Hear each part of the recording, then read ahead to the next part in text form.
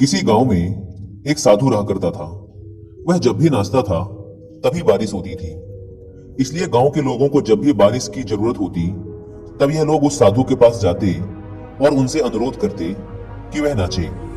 और जब वह नाचने लगते तो बारिश जरूर होती थी।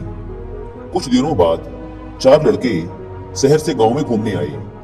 जब उन्हें यह बात पता चली कि किसी साधु के नाचने से बारिश होती है तो उन्हें यकीन नहीं हुआ। शहरी पढ़ाई लिखाई के घमंड में उन्होंने गांव वालों को चुनौती दे दी कि अगर हम भी नाचेंगे तो बारिश होगी, और अगर हमारे नाचने से बारिश नहीं हुई तो साधु के नाचने से भी बारिश नहीं होगी। अगले दिन सुबह सुबह गांव वाले उन चारों लड़कों को लेकर साधु के कुटिया के पास पहुंचे। गांव वालों ने साधु को सारी बात बताई। फिर उन लड़कों ने नाचना शुरू किया। पहले लड़के ने नाचना शुरू किया। आधा घंटा बीत गया। फिर पहला लड़का थक कर बैठ गया, पर बादल नहीं दिखे।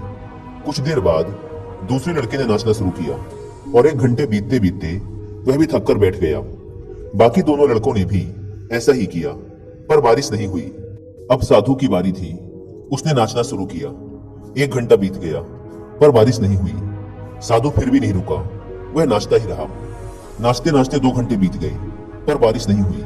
4 घंटे बीत गए, पर बारिश नहीं हुई। लेकिन साधु तो रुकने का नाम ही नहीं ले रहा था।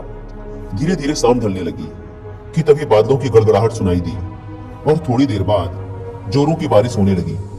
यह देखकर चारों लड़के दंग रह गए और तुरंत साधु से क्षमा मांगी।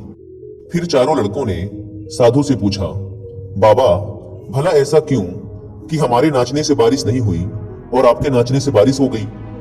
साधु ने उत्तर दिया, जब मैं नाचता हूं तो 2 बातों का ध्यान रखता हूं। पहली बात तो मैं यह सोचता हूं कि अगर मैं नाचूंगा तो बारिश को होना ही पड़ेगा, और दूसरी यह कि मैं तब तक नाचूंगा जब तक कि बारिश ना हो जाए।